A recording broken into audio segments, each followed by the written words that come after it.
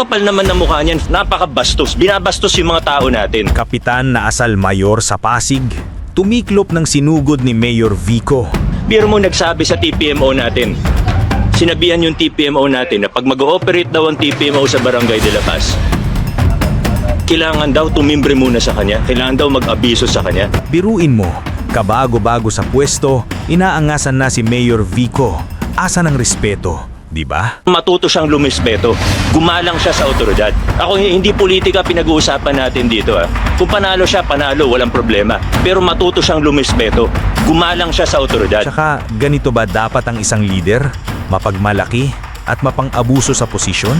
Ngayon, first day pa lang of office niya, may tatawag sa kanya tapos sasabihin, dapat hindi hulihin yan.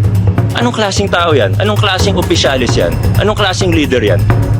Hindi porket pinagbigyan ka ni Mayor Vico, may karapatan ka ng abusuhin ng kapangyarihan at karapatan na binigay sa'yo ng City Hall. Isipin mo, para sabihan yung enforcer natin na bawal manghuli kung walang permiso niya? Anong klase yan? Kayo na ang humusga at alamin, dapat pa ba tumagal ang mga ganitong pamumuno? Ay, hindi ako papayag ng ganyan. Alam mo, may kapitan, nandito tayo sa Barangay de la Paz, Unang araw pa lang na nag-assume office si Kapitan Akaw, ganyan na kaagad yung ginagawa. Biro mo nagsabi sa TPMO natin, sinabihan yung TPMO natin na pag mag-ooperate daw ang TPMO sa Barangay de la Paz, kailangan daw tumimbre muna sa kanya, kailangan daw mag-abiso sa kanya. Ang kapal naman ng mukha niyan, first day pa lang. Mga kababayan, kilala niyo ba si Kapitan Akaw Romualdez? Oo, Romualdez na naman. Ito lang naman ang kapitan na bumastos sa tao ni Mayor Vico. Isang bagong halal na barangay captain na iniulat na may pang-aabuso sa kanyang otoridad. First day pa lang, ganyan na. Ano pa kaya pag tumagal-tagal to? Napakabastos. Binabastos yung mga tao natin. Ako, mga tao natin, basta tama ang huli, sagot ko sila. Ako, hindi politika pinag-uusapan natin dito. Kung panalo siya, panalo, walang problema. Pero matuto siyang lumispeto. Gumalang siya sa otoridad. Galangin niya yung mga tao natin sa TPMO. Galangin niya ang local government of Pasig.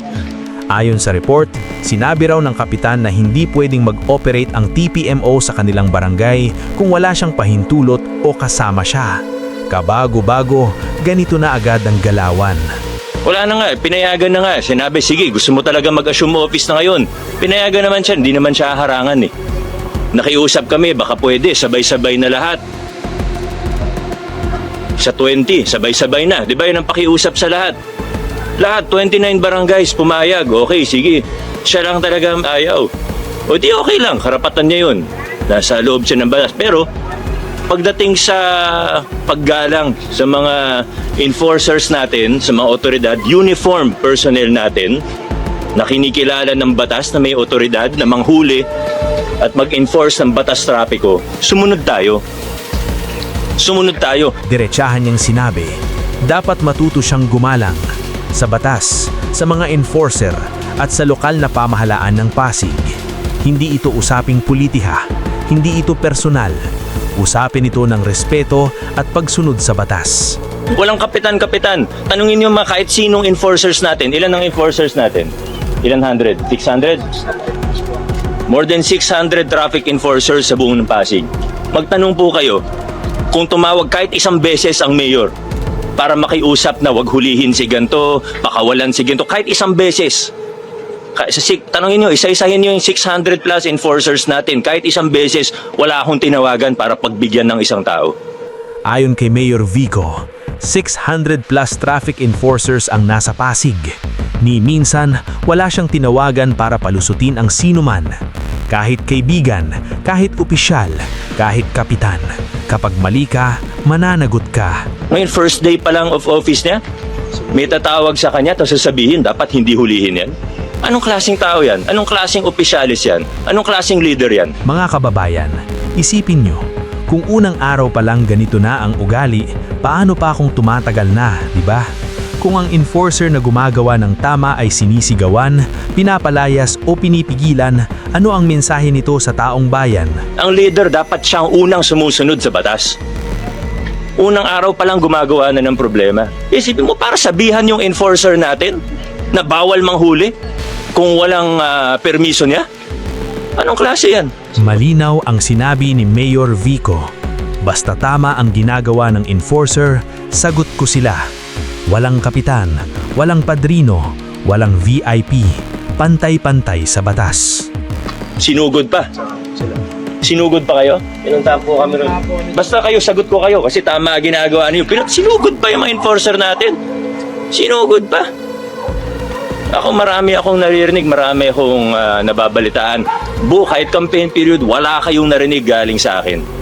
Ito ang klase ng pamumuno na bihira, tahimik pero matatag. Kalmado pero palaban basta nasa katwiran ka. Wala kayong narinig. Hindi ko siya siniraan. Wala akong sinabi. Dun sa mga nababalitaan ko, dun sa naririnig ko, mga abuse of authority, mga botante galing sa Rizal. Wala, hindi.